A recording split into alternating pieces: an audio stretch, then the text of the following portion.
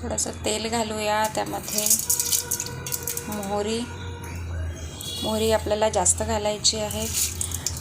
मी हे आवळ्याचं लोणचं बनवत आहे. त्यासाठी मी मिरची, लसण, सांबार हे सगळं बारीक करून घेतलेलं आहे, थोडं जाडसर. आपली मोहरी मस्त इथे तडतडत आहे. त्याच्यामध्ये जास्ती मोहरी घातलेली खूप छान वाटते, मस्त चव येते. त्यानंतर आपण बारीक केलेलं सगळं मिश्रण त्यात घालूया.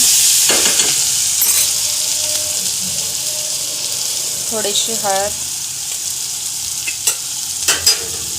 आणि आवळे याला वाफवून मी याचे काप काढलेले आहे आणि हे सगळं याच्यात टाकायचं आहे.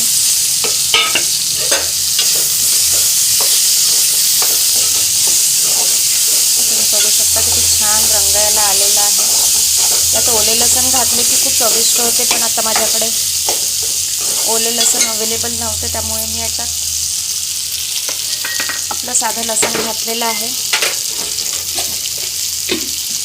त्यानंतर चवीपुरतं मीठ, थोडीशी चवीसाठी साखर घालूया. तुम्हाला माहिती आहे आवळे किती पौष्टिक असतात आणि किती छान आपल्या शरीरासाठी, आपल्या आरोग्यासाठी किती चांगले आहेत. आणि जेवणात हे खूप छान वाटते, इतकं चविष्ट वाटते की सगळ्यांनी एकदा मस्त खाऊन बघा, करून बघा मैत्रिणींनो, तुम्हाला नक्की आवडेल.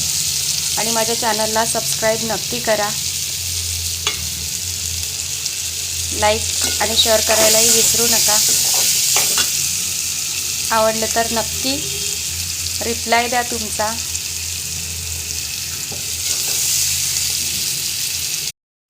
तुम्ही हे जारमध्ये भरून छान ठेवू शकता आणि मुलांना टिफिनमध्ये देऊ शकता.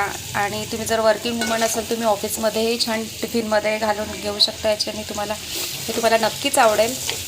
त्याच्यासोबत 2-3 पोळ्या आपण नक्कीच खाऊ शकतो. हे भाजीला ऑप्शन म्हणूनही तुम्ही यूज करू शकता.